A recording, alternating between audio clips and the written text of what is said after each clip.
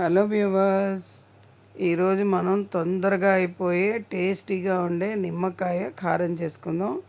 దీనికి మంచి నిమ్మకాయలు తీసుకుని కడిగి తుడిచిపెట్టుకుని ఇలా అడ్డంగా చెక్కలు కోసి పెట్టుకోవాలి. ఇందాక కట్ చేసుకున్న ముక్కలు ఉన్నాయి కదా, చక్కగా రసం తీసుకున్నాం. చూసారా ఎంత ఎర్రగా ఎంత బాగుందో.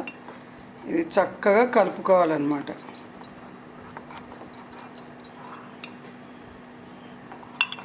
చూసారా ఎంత బాగుందో.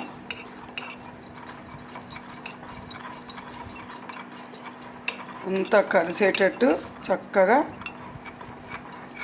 ఉప్పు అది నాలుగు వైపులా కలవాలన్నమాట. ఈ నిమ్మకాయ కారం గాజు సీసాల్లోనే పెట్టుకోవాలి. గాజు వాటిలోనే, ప్లాస్టిక్ వాటిల్లో పెట్టకూడదు. ఎందుకంటే పులుపు కదా, తినేస్తుంది అనమాట. అది కాక హెల్త్కి కూడా మంచిది కాదు. గాజు కానీ ఇలా పింగాణి వాటిల్లో కానీ పెట్టుకోవాలి. సో దీంట్లో తర్వాత పోపు పెట్టుకుందాము, తర్వాత చూపిస్తాను నేను. పర్ఫెక్ట్గా చక్కగా ఉప్పు అది కూడా సరిపోయింది. ఇట్లా కలిపి పెట్టుకుని ఉప్పు సరిగ్గా వేయాలి, లేకపోతే పచ్చడి పాడవుతుంది. ఇందులో ముందరే వేయించి పొడి కొట్టుకున్న 1/2 స్పూన్ ఆవాల పొడి, 1/2 స్పూన్ మెంతి పొడి కలపాలి.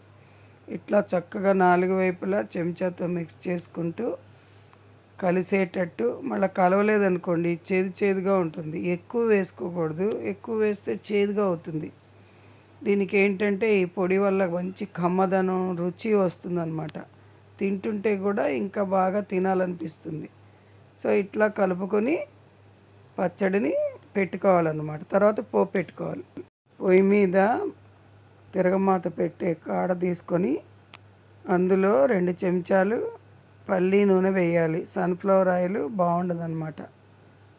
ఎందుకంటే పచ్చళ్ళకి పల్లి నూనె కానీ నువ్వుల నూనె కానీ బాగుంటుంది. మనం ఆవకాయకి ఇది మనం పప్పు నూనె వాడతాం కదా, అందులో 1 స్పూను ఆవాలు, అలాగే 1/2 స్పూన్ జీలకర్ర, కొంచెం మెంతులు, సిమ్లోనే పెట్టుకోవాలన్నమాట. కొంచెం ఇంగువ వేసి చివరిలో ఏం చేయాలంటే ఎండుమిర్చి వేయాలి. ఫస్టే వేస్తే నల్లగా అయిపోతాయి. అట్లా జాగ్రత్తగా పోపు పెట్టుకుని చల్లార్చుకోవాలి. పోపుని చల్లారిన పోపుని చక్కగా వేసుకుని కలుపుకోవాలన్నమాట. పూర్తిగా చల్లారాలి, లేకపోతే వేడి మీద వేస్తే చేదు వచ్చేస్తుంది. ఇది ఈ రోజు కంటే కూడా చేసిన రోజు కంటే 2 రోజులు ఆగి తింటే చాలా బాగుంటుంది. వేడి వేడి అన్నంలో అంత నెయ్యి వేసుకుని నోరు బాగుండలేనప్పుడు, అలాగే జ్వరం వచ్చి కొంచెం నోరంతా చప్పబడిపోతుంది కదా, అటువంటప్పుడు కూడా ఈ నిమ్మకాయ కారం వేసుకుని తింటే ఫస్ట్ ముద్దలో లైట్గా నెయ్యి వేసుకుని తింటే చాలా బాగుంటుంది. సి విటమిన్ ఉంటుంది కదా, ఇమ్యూనిటీ పెరుగుతుంది, నోటికి మంచి రుచి వస్తుంది, తింటే ఆకలి కలుగుతుంది అన్నమాట. కాబట్టి మీరు కూడా నేను చెప్పిన ప్రకారంగా చేసుకుని తిని ఎలా వచ్చిందో కామెంట్ పెట్టండి. నా వీడియోస్ కంపల్సరీగా నేను పొద్దున, సాయంకాలం 7కి కానీ మార్నింగ్ కానీ పెడతా. తప్పకుండా పెద్ద వీడియోలను కూడా ఎంకరేజ్ చేసి నా సబ్స్క్రిప్షన్ 1000 వరకు చేయండి.